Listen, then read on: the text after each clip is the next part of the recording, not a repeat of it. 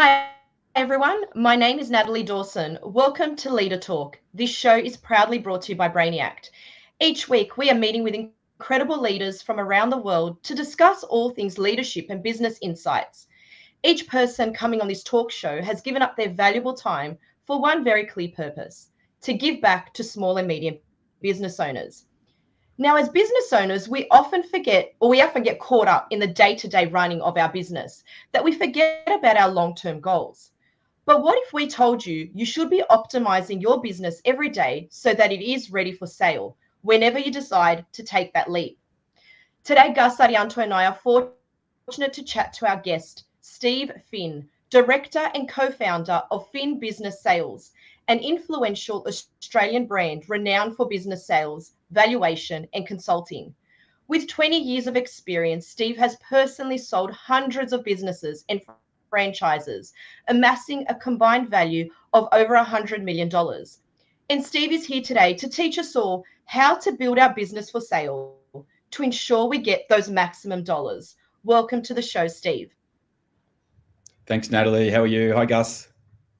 Hello, Steve. Thank you so much for donating your valuable time for our audience. You are the first for 2024. Fantastic topics, exciting topics. Can't wait to learn from you, Mike. No problem. Should be good. Let's see if I've got anything good to say. I'm sure it's a hot topic, but before we get into it, Steve, we do have our two fun icebreaker questions that we ask all our guests. And our first one that we have for you is, what's something you've always wanted to do or wanted to try, but have been too scared to? Oh, okay. I was thinking, well, actually, I want to do the cage diving, with the great white sharks. Oh. So I want to do that, but it's off the coast of South Australia. That's where I want to go. But it's actually not. I haven't got a problem getting in the water with a shark. So it's just that it's like 10 k's out or 20 k's out on the ocean. And I'm kind of that's the worst thing. I'm just worried I'm going to start going, and I'm just going to be so seasick that I'm going to hate the whole experience. And then when I get out there, I can't get off. I actually called them up and I said, "Can I come and do this? I said, can you get a helicopter out? Can you fly out to the boat?" That's what I actually really asked them. And then they said, no, you can't fly out. But you got to do the hard yards. So I was like, oh, okay, no worries. I'll think about it. Oh, that's amazing. You're not scared of the sharks, just the boat ride out. Yeah, just the boat ride out. Yeah. Amazing. And what about the most interesting place you've ever visited? Okay, so I've been to a lot of places. A lot of us have, I suppose. But the most interesting one was, and a lot of people probably been here as well, but it's in Abu Dhabi. And it's the Grand Mosque. So I'd never been to a mosque before, and it's funny, we were in there for a stopover, and we're like, oh, what will we do? There's not actually a great lot to do in Abu Dhabi in a sense, and it was so hot. But we're like, oh, maybe let's go here. I actually didn't even know about it. I just looked it up on TripAdvisor and went, and it was just like amazing. And it's actually the most amazing place I've ever been, and I didn't even plan to go there. So that's kind of cool as well. Like a lot of those things that happen. Oh, that's incredible. And look, Steve, I gave a very, very, very brief intro to you at the beginning, but there is so much more to you and your background. So can you share with our audience, to set the scene for the next hour? Tell us about Steve Finn, your background, and about Finn Business Sales as well, please. Yeah, no worries. So myself and my business partner, Len Ferguson, we started the business about 20 years ago. We kind of didn't really know what to do when we were starting. We just loved business. We're actually going to go into real estate originally, and then so we went and did our course, which coincidentally is the same course that you need to do to sell businesses, because you've got to be licensed. I don't know why it's the same one, but it is. So that we started then 20 years ago, and before that we were running small businesses ourselves. So Len and I were running them. So we've ran them, we've managed staff, we've had all those things kind of go wrong. And then we decided we would get into this, not knowing sort of what would happen. But we're lucky now. It grew pretty quickly just from kind of doing a good job, I think. And now we're the largest business sales group in Australia. We've got 35 offices across Australia. There's about 100 of us in our team. So, and we sell a business a day pretty much is what happens. So, it's good. And we've got a constant flow, and we've sort of got our systems worked out, and what we do works, I suppose. So we're sort of always improving a little bit, but we don't try to tinker too much, because it kind of it kind of works. But we update a lot with our technology. We kind of move with the times with tech, and we're sort of known for that, I think. Well, we want to go overseas one day and open some more offices over there, but we'll do that maybe in the next sort of 5 years or so. Right now, we're just focused on Australia and New Zealand mainly. Fantastic. And with your business, Steve, you're not only helping companies that want to sell their business, but you're also helping potential buyers that looking for entering Australia maybe, or entering new type of business that they've been thinking about. So you're representing both camps, I assume. Yeah, that's right, Gus. So most of the work is around a business owner will contact us wanting to sell, and we'll kind of help them with that process. And then we have a lot of people come through, then we'll advertise a business who just want to buy something. Often they don't know what they want to buy, but we'll help them as well. But then we do have a separate service too, where specifically buyers will contact us and say, look, they want more help than just kind of inquiring about businesses that are out there. And that's another level. And that's our I guess our buyer's agent service. So what we can do then is help people find a business that is right for them. And we do sort of some specific work around that. And it's, I'd say probably most of the time, Gus, it's not a business we've got for sale. It's we'll go and find them something that actually isn't on the market yet, and go and knock on some doors and say, look, we've got a client wants to own a business that's kind of like yours. Have you thought about selling? Would you maybe have a chat about selling? And, you know, a few of them will say no, but then a few will say, yeah, actually, I would have a chat about that. Kind of been thinking about that. And then we'll often have a look at it together and do a transaction there to help that buyer and help that seller come together. And we'll do that off market, as we call it, which means the business wasn't ever publicly advertised for sale. And the buyer didn't have to compete with other buyers either in that sense as well. So that happens a lot. Yeah. And Steve, can I just say 2024, we're still in February. If I'm a owner of a business, this word of selling my business, it's kind of a horror. It's like a horror movie. I'm not selling my business. I don't want to sell my business. But in this topic, talking to you as the expert, as a business owner yourself, as a consultant to many business, what's the truth around the thinking of I will never sell my business? If I'm running a business, if I'm running a small business right now, whatever business it is, and I have a very strong belief that, you know what, I will keep this business for 100 years for my grandchildren. Based on your experience selling hundreds and hundreds of business, what's the trap? What's the danger of that? If there is any insight that you can share. Well, I think one thing that might surprise a lot of people is that there's always a buyer for any business. So a lot of people sometimes think, oh, no one would ever buy my business. But yeah, I mean, I've seen it. We've sold thousands of businesses, our group, and I've seen them and I've seen them sell. I've seen a lot of things sell that, the owner said, oh, no one would ever buy mine, or a lot of people would think. And sometimes we even think, it's surprising, but there's a buyer out there for everything. So that's the first thing. And it can be, even if you're heavily involved in it yourself and you're the only person and all that sort of stuff, there's still a buyer out there, because you're not the only one who's necessarily like that. There's another person who's got their own reasons why that business might actually suit them really well. Their own reasons for their own in their life that going on, why it's a good match. So that's probably the first thing, is there's always someone to be able to take over. And the other second part to that probably is that, it can be your business is an asset. And you can get some money for it. Sometimes you can build it and really get a lot of money, but sometimes you can just get, a small amount of money, but you might sell your business even for, like, we've sold businesses for like 20 grand. It's not a lot, but that money, those people then, well, they might have closed it down, but then they went on an overseas holiday, so they got a benefit from it. It just depends, what it is. And then the business kept going and they hand it to someone else. The customers got looked after. They didn't just get walked away from. So yeah, there's a lot of benefits to it. So I just think people should see their business as being definitely an asset that can be passed on to someone else. Yeah, this is really interesting, Steve, especially when you said the fact that, you do door knocks.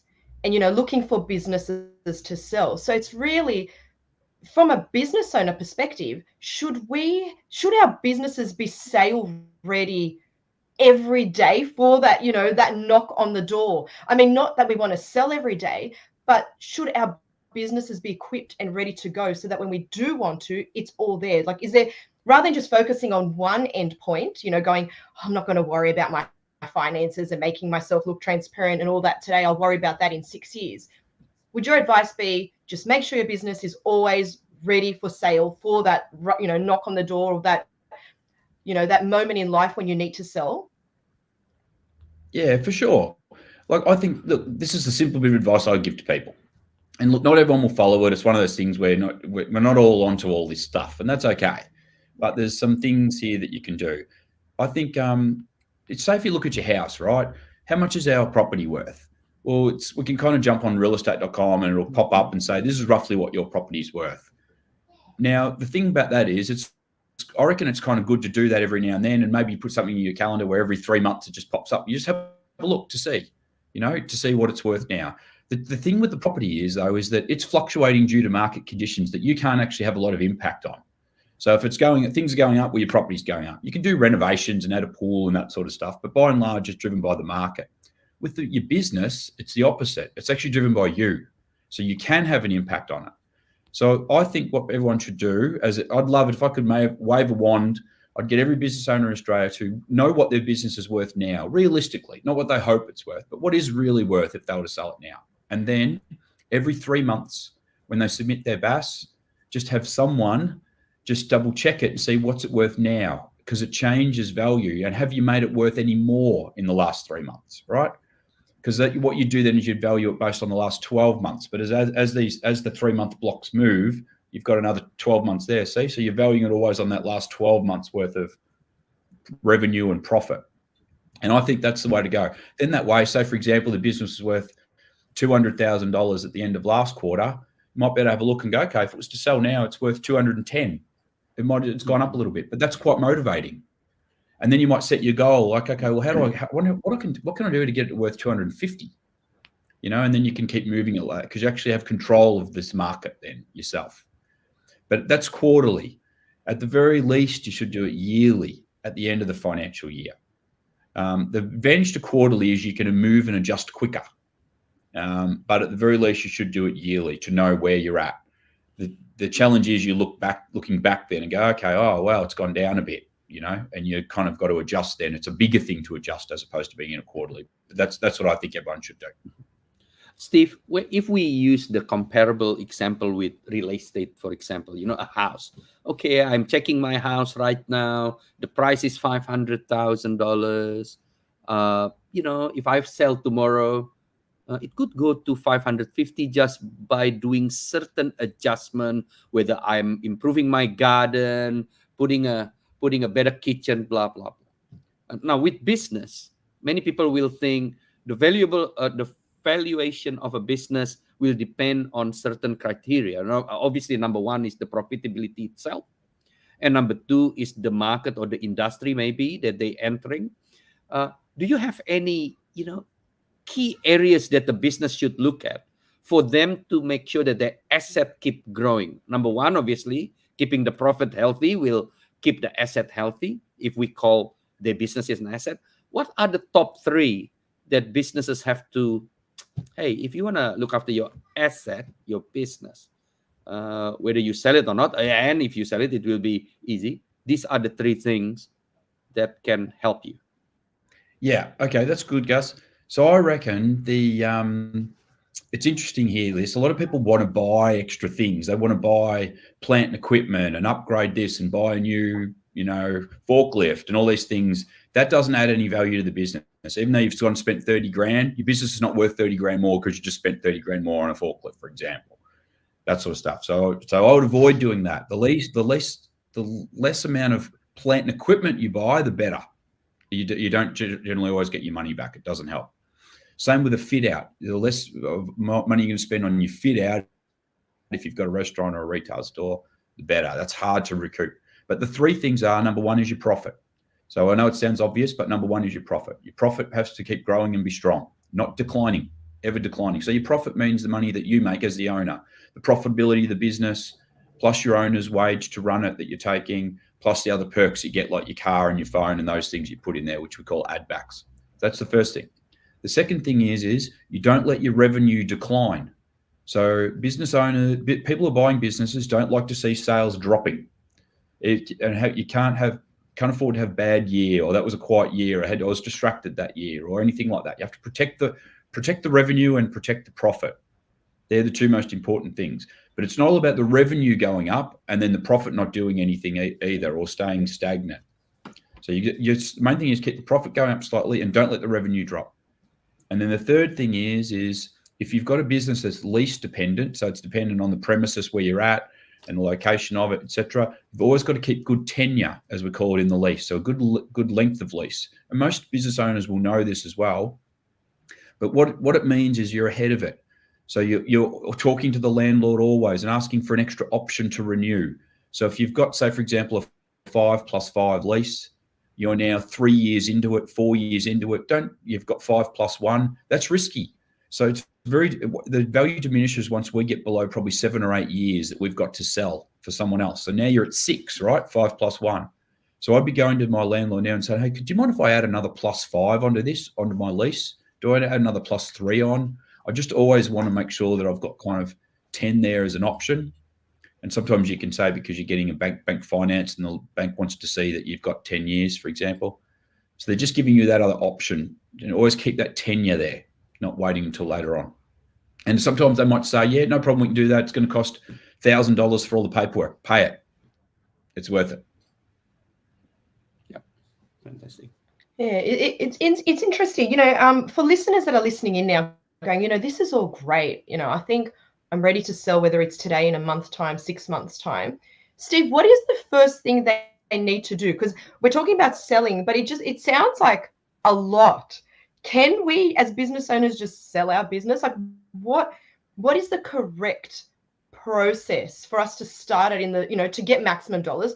How do we do it? Do we, engage someone like yourself? Can we do it ourselves? What are our options? Well, obviously, if you contact Fin Group, then it makes all the difference, I assume. I assume, but if I'm listening in now, I'm like, I don't know what to do. Like, this all sounds great, and I think I'm ready to sell my business for whatever reason. But how? What do I do? So look, it's helped a lot nowadays because everyone has to have all their figures in to submit their BAS, that sort of stuff. So everyone's generally got pretty good up-to-date figures. So that's the first thing, because as a buyer, that's kind of what they want to see, So everyone's figures are at least generally up to date to the end of the last quarter, which is handy, and you can get the information quite easily. If you think 20 years ago, you always had to go to your accountant or someone to do it. Now it's built so much better because we can just put our own figures into Xero or MyOb or Intuit or whatever it is. So that's one plus that everyone's got now. So you just make sure that everything's entered. And you've got all your information there, and your BASs are up to date. That's the first thing. It kind of starts there. If you've got that, then you've got two options when it comes to selling. You need to be able to then gather all your information and put it in a spot so that your buyer, anyone who was interested, can see it all. They're going to ask for things like your finances, your lease, copy of your lease. You got that list of what the business owns, idea of what customers you've got, all that sort of stuff. And they're not going to rely on you to verbally tell them. You need to have a document that sort of shows it all and somewhere where they can access that. Because what you've got to remember is a buyer who's looking at your business, there's actually three gatekeepers. There's the buyer, there's their accountant, and then there's a bank. They're the three gates that you've got to get through. So a buyer has to be happy. Then they're going to get their accountant to check everything. The accountant's going to have to be happy, and a bank's going to have to be happy because normally they're going to need funding from somewhere. They're going to have to get money from somewhere. So you have to create things and get things ready for those three. So you can do it on your own. You definitely can. And a lot of people, or not many, but a few people will put their businesses on Facebook or on Gumtree or something like that. So, and that can work. The challenge is that, you've got to, this is a whole thing in itself. You've got to deal with buyers. You've got to then get them information. You've got to follow them up. You've got to you've got to do all these things. And sometimes people go and do that to save a commission, save paying a broker a commission. And you can do it. And sometimes you're lucky and it can work. My view is that there's a lot of work that gets done, there, and it's actually probably better in most cases to have someone do it for you. Then you can just focus on running your business, because there's actually a lot of work in selling a business. It's not like selling a house where sometimes if people walk in and they want a 4x2 in that suburb, you know, for around $700,000, they just like it. They'll just kind of buy it, you know. And I think in real estate, the agents don't do anywhere near as much work as what they do in a business sale, you know. So it's a lot different. So I would recommend getting it ready and then just having a chat to someone to represent you. It could be someone like, there's a lot of business brokers around. Like we're good at what we do, but there's other guys around too. So you can use anybody, but just choose a company that you feel they look professional, that you like the agent, you trust them, you think they're going to do a good job for you.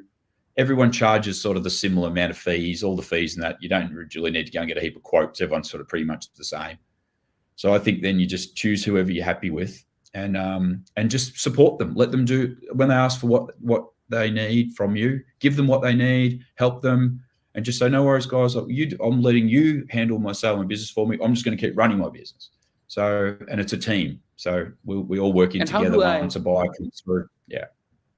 How do I know, you know, when I meet with real estate agents to sell my properties, you know, I met with 5 of them. They all looks good.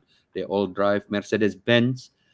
You know, it's very difficult to pick which one is good. Can you tell our audience the type of things we have to see from an agent that can represent our business if we want to go to sell process? You know, the things that, hey, watch these areas before you're selecting an agent to become your consultant or your broker to sell. Yeah, I know, Gus. Yes, you're right. Look, I reckon there's 3 things. The 3 things that you need in an agent to represent you. Number 1 is you need to like them and feel that they're a good, easy to get along with person, because your buyers are going to deal with them. So if the person's sort of a bit, you know, I don't know, you just don't think buyers are going to necessarily like them, or buyers are going to want to connect with them, well, they're not going to be a good representative to sell your business, are they? So they've got to be personable and just easy to get along with like that. The second part, they've got to be highly organized. So look for, and professional, look for when they email you with things, look for how they collect information, look for the things that they present to you and what they look like. Because in our industry, it's quite a low barrier to entry. So there's a few people who've gone and started and they're not really very well organized, because when a business is for sale, you get a high volume of inquiries that come through. Now you need to have a good system and be very organized to be able to manage them and handle them all properly. If you're not ringing anyone back because you're disorganized, if you don't have a system to capture the leads and then manage them through a sales process in a CRM platform, all those things, if you don't have them, you're going to drop the ball. And you've got a representative who's not really set up well to do a good job for you. They're the main things that I think I would probably look for. And the last thing is probably that they're keen and they're hungry, you know, so that you want to see that they're motivated to do a good job for you and they care about you, and that they, like, I think sometimes like a lot of people want to list their businesses sometimes with me because, you know, I've run the businesses myself. I respect what owners have been through. I've done it all, you know. Well, I've had it when staff don't turn up and someone smashed my window at my shop, you know, and I've had it when I was about to go on holidays and someone quit the day before, you know. So I understand a lot of what happened with the business owners. So I respect a business owner. I respect them. And then as a result, when they put their business in my hands to sell it, I do a good job for them because of that respect. So you sort of look for that, I think. Yeah, that's great. Steve, I want to ask you about the timing of a sale. Are there any specific milestones, for example, that a business needs to hit? Does that influence the values at the end, or perhaps market conditions? Is there anything specific a business owner needs to be aware of in regards to that kind of timing of the sale? Yep. So the time of the year doesn't really matter as much. There's probably the business valuations are generally done based on full financial year profit and income, and half year as well. So, but it's okay. Like if someone contacts me in March and we'll have a look and we'll say, no worries, just give me all the figures you've got up till the end of December. Let's have a look at that for that last 6 months. Let's have a look at maybe how you go in the last 2 or 3 months, and we can then extrapolate something out to to predict the end of this financial year. They don't necessarily have to wait until the end of June, get their accountants' figures done in July, August, September, and not go on the market till October, November. They don't have to wait that long. We can work with it back here. I think the number one thing is the owner themselves. As soon as the owner loses motivation, they've got to act. Because what will happen is those key things are going to happen. The sales will start to drop. The profit will start to drop. And that has the biggest impact on the value of the business. So I say, as soon as you start to lose motivation, get ahead of it. Because we might need 3, 6, 12 months to get you out and get a new person in. Don't come to us necessarily when you're right at the end of your tether. Come to us when you can see it coming. That's much better. Yeah, isn't that interesting? So with those that are kind of hit that, I know we're going to call it a plateau, or, you know, that kind of, I'm not sure what I should do. Should they then be considering sale? Is that what you're saying? So if they're at that point where they're just like, you know, I can't do this anymore. I've done it for 20 years. It's safe to say that perhaps they should be considering sale? Yeah, I reckon. Just like give someone like us a call and just say, hey, look, I've been thinking about selling. I'm kind of getting towards I'm kind of burnt out. I think I've had enough. You know, I'm not ready to go tomorrow, but, you know, I probably do want to go in the next 12 months, you know, so what do I need to do? Can you help me? And then what we would do is we'd say, yep, no worries. Let's have a look where you're at. So we'll get some information, have a look, and then we'll say, rightio, if you were to go down this path now, this is what it would look like.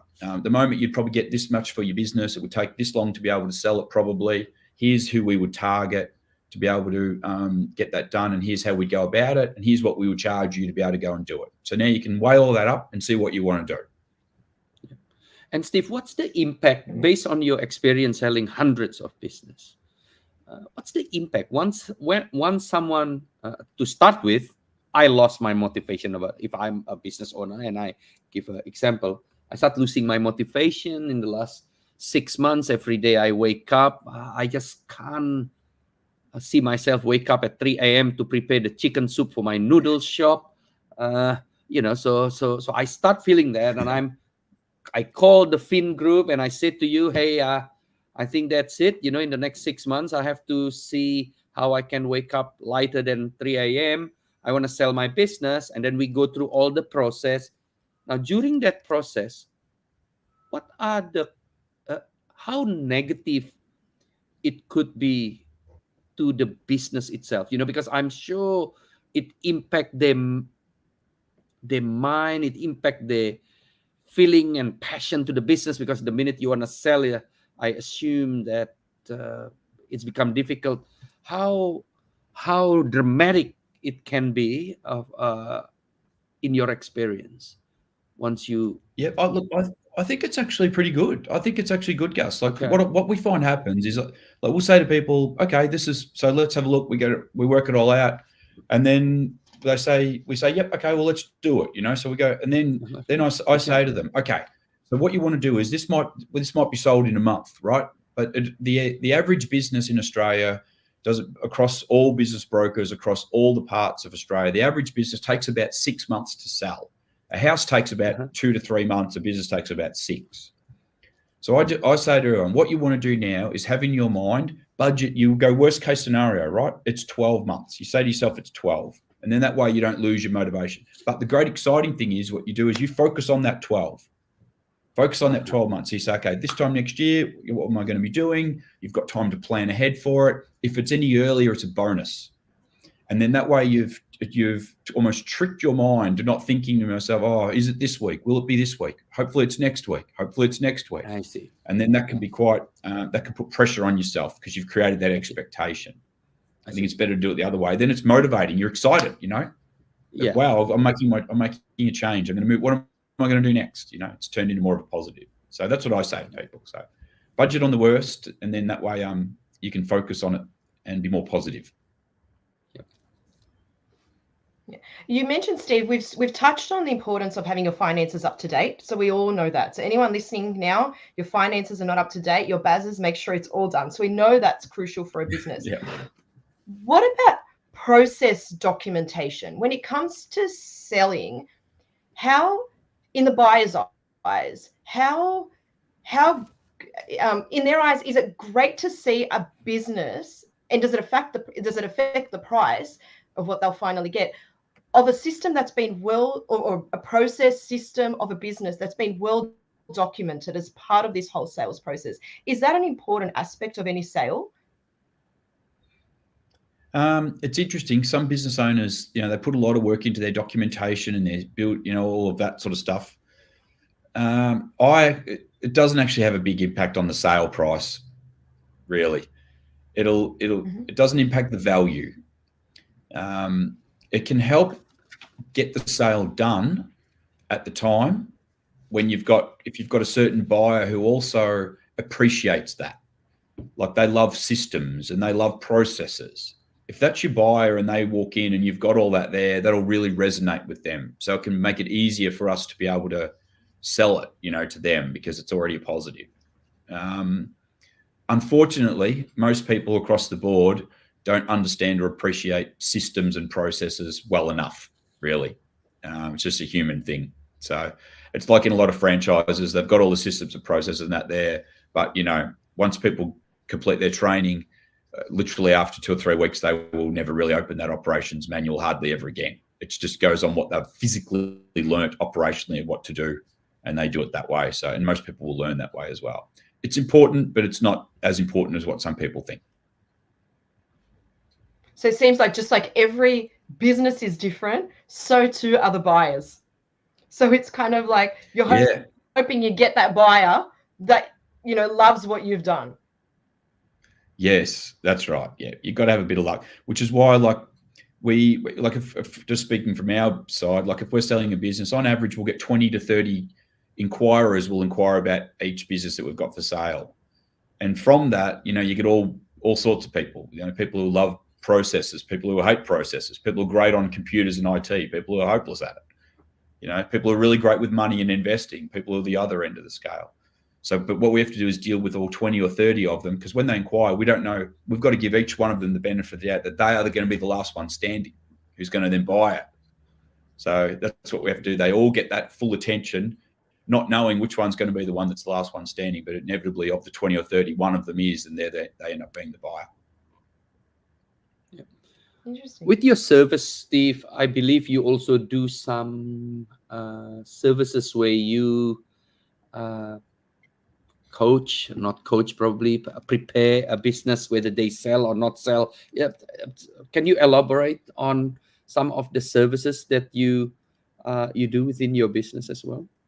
Yeah, we do, Gus. So there's a lot of people who own the business and they just need a hand kind of getting it ready to be as saleable as possible and to get the best result for themselves and just to make it easier. And they just don't really necessarily know what they should do and what it kind of needs to look like. So you're right. We have a service which we call sale readiness. So sale readiness is pretty straightforward. Basically, we'll just have a look at the business and say, okay, guys, right now the business is worth X dollars, $500,000. It's worth $500,000. There's a few things that buyers are going to look at. So we just look at it from a buyer's point of view, the accountant's point of view, and the bank's point of view. Remember those three gatekeepers: buyer, and the accountant, and the bank. So we look at from all those three and we think, okay, what problems are they going to have with this, and what do you need to fix? So here's these couple of things: fix that, tweak that, and then sometimes that can take a month. Sometimes it takes 6 or 12 months to work through it. And then they just get those things done. And then their business now, we'll look at it and go, yep, we're happy. All that's now ready. So now it just makes it easier for us to be able to sell it, because it's easier for someone to buy it. Yeah. And Steve, can I ask, back on my topic, because I love this, the fact that all buyers are different, as are the businesses. It's really interesting. Are there any strategies a business owner can employ in their business that can actually make them attractive to a wide range of buyers, rather than, because we know they're all different now.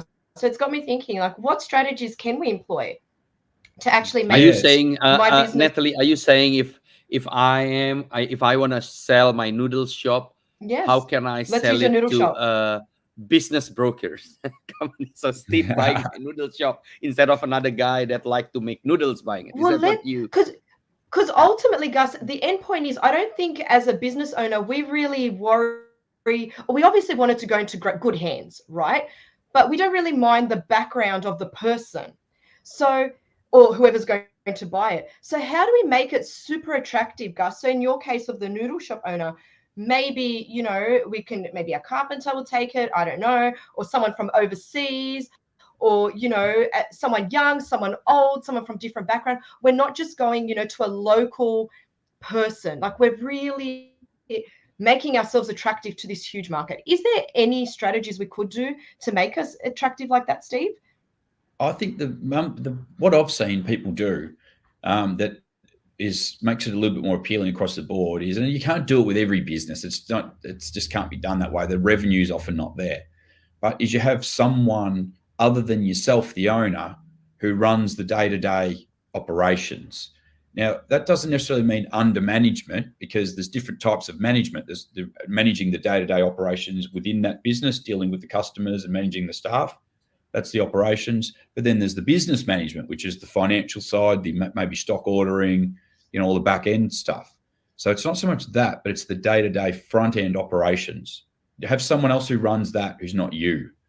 And then now you appeal to more, because if I come along and I've got two options. I can then say, you've doubled your buying audience. There's someone who's good at operating that business. They might go, okay, well, I can operate it as well. Or you might have someone who's like, well, I don't really know how to operate it, but I am interested in running it and managing it. So now you've got those people. So you've doubled your audience from an operator to also people looking for something that they can just manage, you know, or oversee. Oversee is a good way to describe it. But they don't feel like they're locked in every day and dealing with the staff and the customers. So if you can do that, that's better. So really the way we can look at it is, if you as the business owner, founder, whatever we're going to give ourselves a title, can step away from the business and have someone do your jobs, exactly what you were doing, then you'll be more appealing.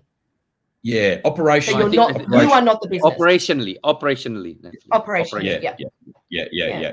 Doing the back end stuff, say, that you can do from anywhere, where you just need your laptop, so you could be in Bali and be ordering your stock and doing your rostering and, you know, all that sort of stuff. Yeah. That's what becomes more appealing, because it gives the new owner flexibility with their time.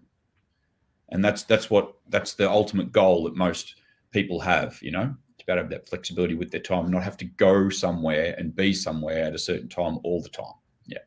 Yeah, and so you double up your audience. Wider audience of buyers.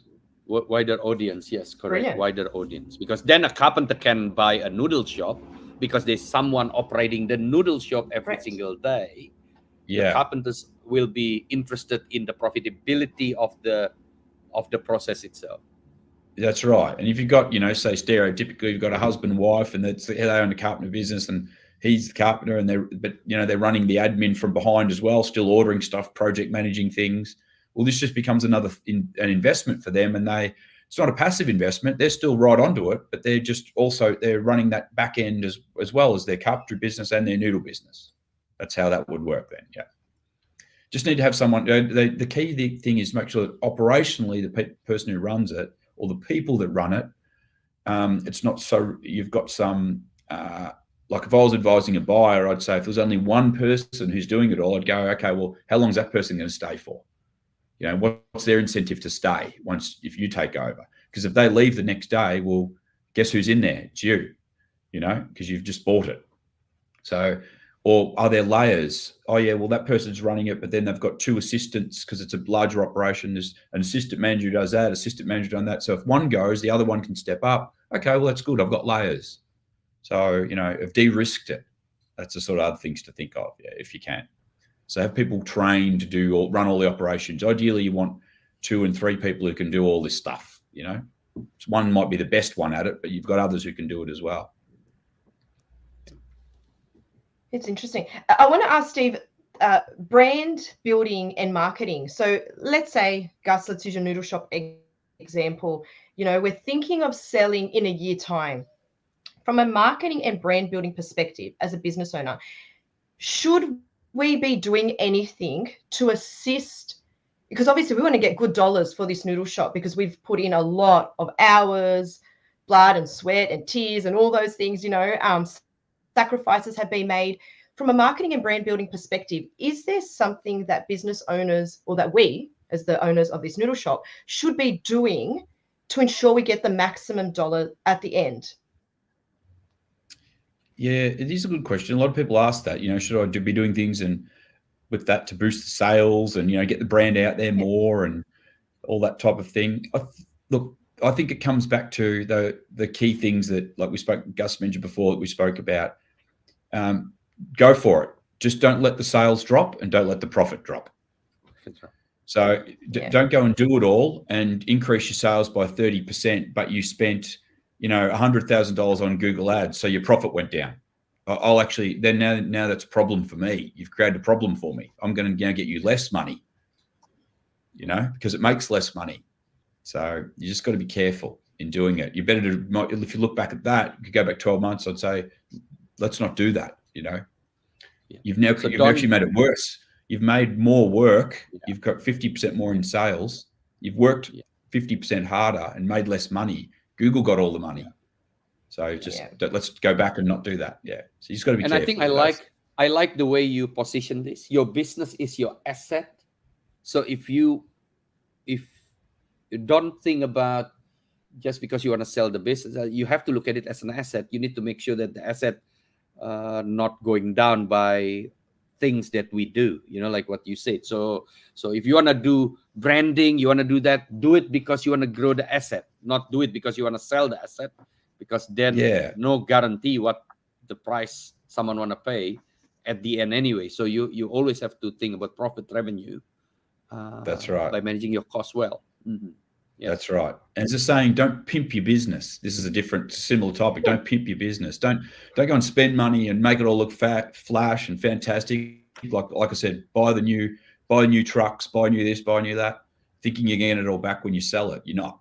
Your business is there to make profit. It's not there to look good and because you got the latest new trucks and all that sort of stuff. It's there purely as an asset to generate your revenue and to give you a lifestyle that you enjoy for yourself and your family, and you can move forward with your wealth building and enjoy life and enjoy the challenge, all that sort of stuff. That's what it's there for.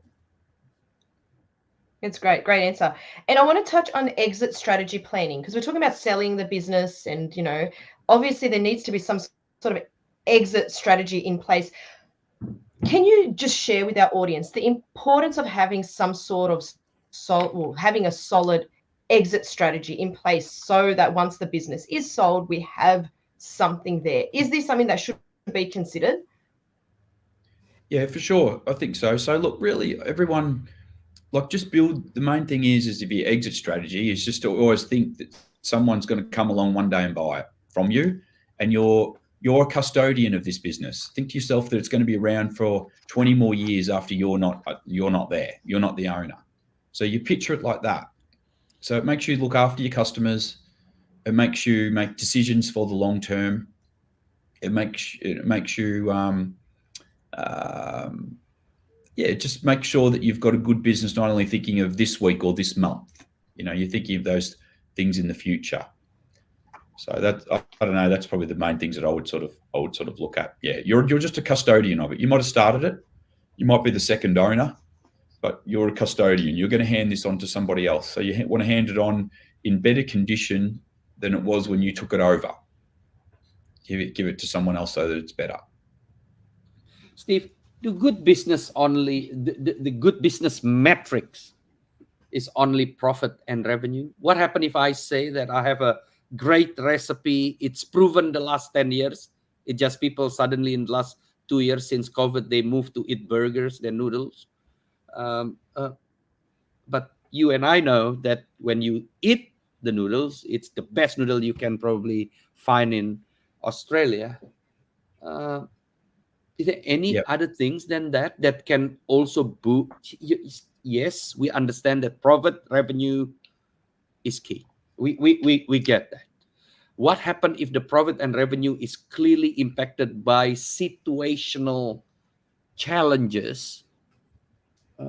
Is that something that we can work, or we can get help to maximize our sell value? That's a hard one, because really in the end, say you've got let's say intellectual property, you've got a great recipe, or you've built a great platform in your business to be able to go and, you know, service a new market, like an online platform or something like that. You've been working on for 2 years, you know, in the background, you've built this thing, and you spent $500,000 on developers, you know, to create this thing where people can order automatically from around the world, or whatever it might be. But you're tired and you're ready to go. Until you've monetized it and made the profit, or unless you continue to make the profit from what you've made, like i.e. that great recipe, it doesn't matter really much. It doesn't matter, because it's just something that's there in theory, you know, it's there in theory. Oh, it could be great. I've built this platform. It could be great. What I would say then is, say the business worth $1 million, you've spent $2 million on a platform to sell more things, but you haven't sold anything yet. I'd say, look, it might help me get the $1 million. I might be able to get you even 1.1 or 1.2. Yes. But I'm not going to get you, your 2 mil you've already spent, you know, on that, or even half of it, until you go and prove that you can make money from it, and do that for like at least 2 years or something. Then I can get you something, because it's more predictable then to be able to do that. And if you've had a great recipe in the past that's done well, you know, and now, as you say, COVID came and changed things. Not as many people come to restaurants and all that sort of stuff anymore. Well, that's good, but no one's going to pay you for that anymore. You need to grab that IP, that recipe, and you need to repurpose it into another way to be able to then get customers to buy this, whatever that might be. You might need to, you know, create a product that sells in the supermarkets. I don't know, but you need to, if it's so good, you were using that IP to sell in your restaurant to create revenue. That's not happening anymore. So how else can you use the IP to sell? But you need to go and prove that it can happen. We can't get you any more just because in the past it was done well, and you don't really have a way to do it anymore. Yeah. So it come back again. The truth is, it come back again. If you preparing yourself, your business to sell, profit, revenue, and the list of leasing contracts that attach to your business will maximize the value. That's right. Yeah. Profit's the main thing. Yeah. Revenue's for show, but you don't want it dropping. Yeah. Yeah. And then you need to have a good, if it's a good lease tenure, if you're a retail or, you know, a business is to depend on its location. It's a good lease tenure, good lease tenure. Because if we put it this way, right, sometimes when you guys go, hey guys, I've got this business, it's a cafe, and here it is for sale. It's got 5 years left on the lease. It's going really, really well. Well, at some point, either you, your accountant, or your bank is going to say, 5 years. What happens after that? Because I'm about to go and spend, you know, $500,000 here, and I'm going to get my bank loan over 5 years or 10 years. So I've maybe paid for it. And then what happens then? Can I sell it again for my 500,000 or not? You know, so you're thinking of these things. Yes. That's why you need tenure. Think of the buyer. The buyer comes along, they're generally going to pay for that business, try to pay it off over 5 or 10 years. So they at least want to have enough time to be able to pay it off, and then more ideally to then sell on to the next person if they want to do that. Steve, from all the Steve, at the same time, sorry, Nat, I have one question. At the same time, what happens if there is a long lease tenure of a business that is going okay? Do the buyers can think also, geez, but that business have a contract lease for a property that is quite expensive, and I might move city, or might want to move. So what is you know, I say this because in my previous business, that's one of a situation where our lease contract is actually reduced the possibility of sale because we are attached to a very expensive building. Yes, that's exactly right, and that's the other side to it, Gus. Yes, that's something that a lot of people don't think of, but yes, that's right. So the key is you have options to renew. So you don't want a 10 by 10 lease, for example. Yeah. Not sometimes you do, but in this example we're talking about here, you don't. What you want is like a, you know, 5 by 5 by 3 by 3 by 3. You know, so then that way, so people understand the option is always yours to take up if you want to continue on, not the landlord's. It's yours, your option to renew.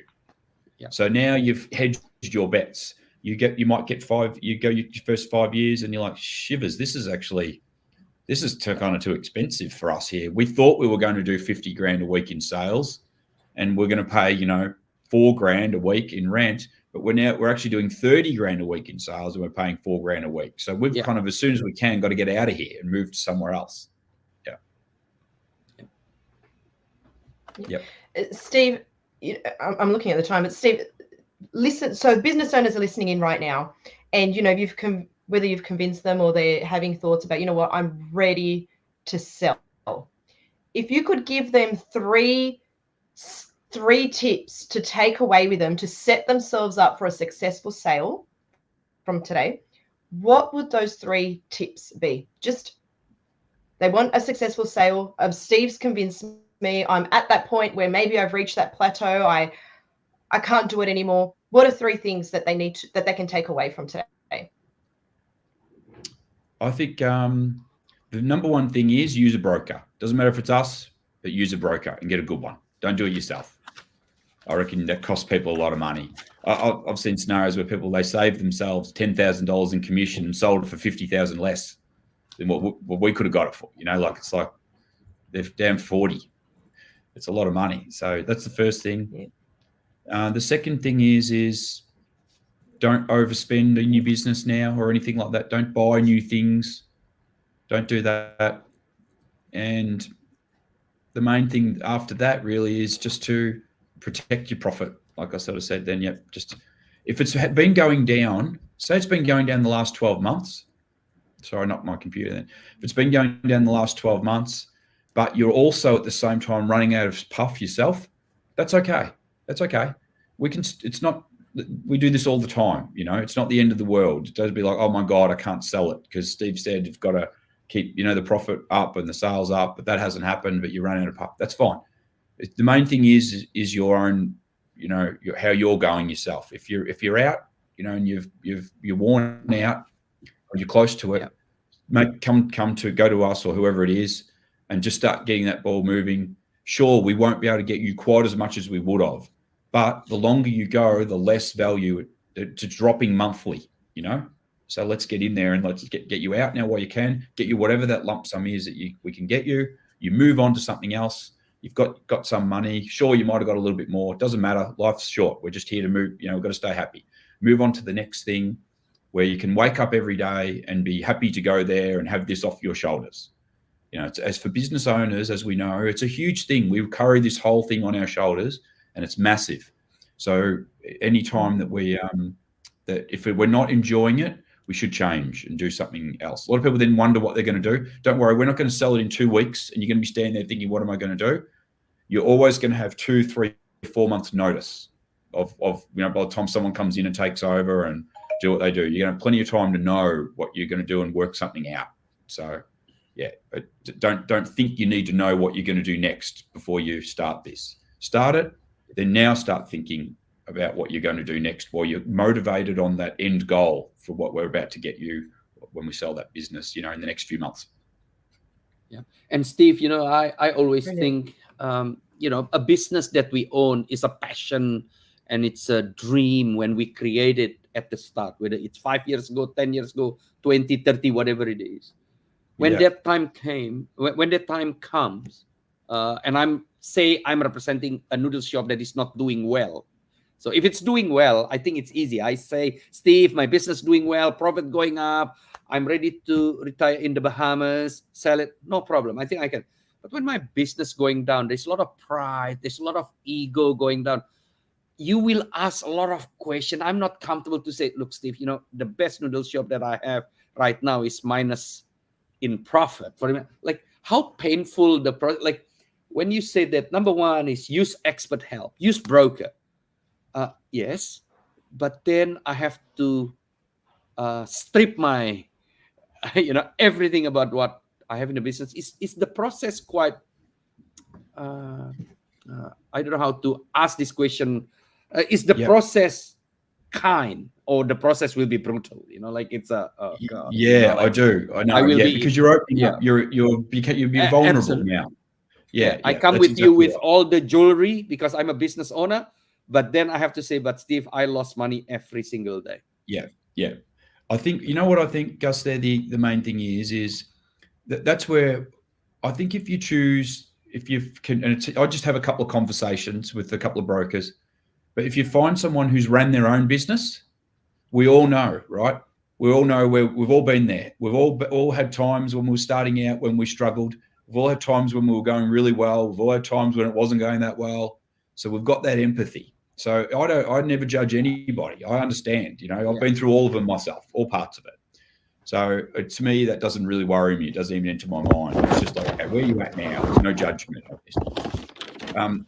I think that's the first thing. If they've ran and owned their own business, or if they haven't, that you feel that they've got that empathy and they're not just all about the numbers. It's not all about the numbers. The numbers matter, but it's more about showing the respect to the owner and have, okay, right, here's where it's at. That's fine. Let's see what we can do for you now to be able to help you be able to move on to that next phase and get this into some new hands where it sort of suits their life better where they're at, at this stage. Yeah. Because you get the next people that come through Gus and it's perfect for them. They wanted to buy something that was, they could really, make better, put their passion into. They could see that it's already been there and done that, but it's dropped a little bit lately for whatever reason. That's okay. And then they're not going to and they get that right broker, they can pass that on to the buyer and say, look, here's where the guys are at. They've done a great job. They've been there for like 13 years. Last couple of years, they're just worn out, after COVID and everything and what's happened. They're worn out. And, sales have dropped a little bit because they haven't been there as much as what they probably would have in the past. But it's great business. Everything's fine. It just needs that little bit of extra, focus and drive in there. And that's what's right. That's why they decided to make a change now and get some new owners in for them. And for you get to buy a business that's already been there and done it. You just need to get in there and put your own stamp on it every day. That's your opportunity. And look, if this was 3 years ago, you would have paid 700,000. The benefit now is you only pay 500. So you're a couple of 100,000 better off, And that's the way to look at it. What a brilliant answer. This we could speak about this topic for hours, Gus. I know it's one that we both like to talk about. We're out of time, so Gus, I'm going to hand it over to you to wrap up the show. But Steve, it's been a brilliant show. Thank you. No worries, guys. It's been good talking to you. You guys know what you're on about, so this has been fun. Thank you. So I hope I do justice by summarizing some of the key points that I think will be beneficial for the audience, our audience all over the world, especially for the small business groups. Today we have a session with Steve Finn, the owner of Finn Group, #1 in business sales. You started the conversation by saying there are always a buyer for a business. Remember, your business is an asset, which means looking after your asset is important. You can look after your asset by, at the very least, know what it's worth now and what you want it to be in the future. And knowledge is power. The question is how to look after your asset. #1, your profit have to grow. #2, you need to make sure that your revenue is not declining. And #3, make sure you become very aggressive on your least new plan. Understand that these 3 items of your business will look after your asset well. If you want to sell, make sure you have your admin and data of your business well prepared. It will not increase the value, but it will help you sell it at the right time. Then we move to the question of how do I sell? Well, multiple times, Steve said, make sure you get an expert help or a broker. The question is how to pick up a good broker or agent. Pick the agent that you can align and trust, that you can connect, and it's personable. Pick the agent that highly organized. Look how they engage with you and how organized they mapping their planning with you, because selling a business is not a day-to-day process. Selling a business requires a lot of admin work, and your agent need to be very organized. And then #3, find the agent that is very hungry to represent your business for your success. The question then, when do I know I need to sell my business? And you said, when you start losing the motivation of your business, you need to start to prepare this, because you have to understand that selling process takes time, normally 6 months. There are 3 gatekeepers when you sell a business: the buyer, the accountants, and the bank. This have to be your main goal to impress. And the broker or the expert can help you to impress them in the right way.